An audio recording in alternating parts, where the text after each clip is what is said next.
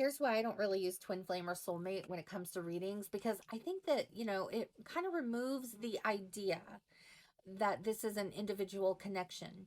And we don't always end up with a soulmate. And if we do, we don't always end up happy with them. So when we're dealing with those labels, we forget that we have to go through the day to day and still at the end of the day do what's best for us. Not only that, but like if we get into a soulmate connection and we think, okay, I have to stick with it because if I walk away, I might be missing out on fate. But if it was fate, it would just be together. And that would be that. It wouldn't be interesting. It wouldn't be fun. It wouldn't be challenging. It wouldn't be this amazing capacity to create memories and love and to grow and cultivate that. It would just be, okay, there it is. And it would be easy.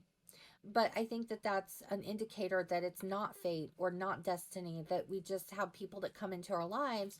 And as we go along, it's about basically deciding if they're right for us. And so when we put those terms on it, we sometimes stick with it even during breakups, even when there's no communication or when it's really bad. I mean, some of those things can be bridged and corrected, and we can grow through those things. Cheating being another one. But when we are settling for less than what we deserve because we think it could be a soulmate, I feel like that's when it becomes an issue. And I think that if we had a more rounded view of soulmate and twin flame, to know that we still have choices and we can end up with somebody that's not a soulmate or twin flame and be just as happy, if not happier, and still experience that raw, wonderful emotion with them.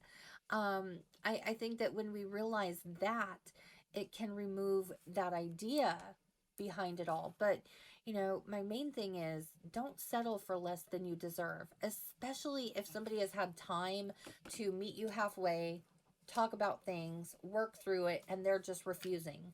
Because at that point, twin flame, soulmate, past life, whatever the connection is, you deserve better. Because we often think, well, why would it be so intense with this energy if we're not meant to be together? But we don't think about, okay, but why all this chaos?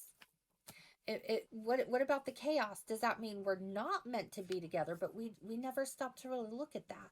We look at the good feelings that come and go and are not consistent, and in turn we end up kind of sticking with what we don't deserve. So that's just the reason I don't personally like to use those terms.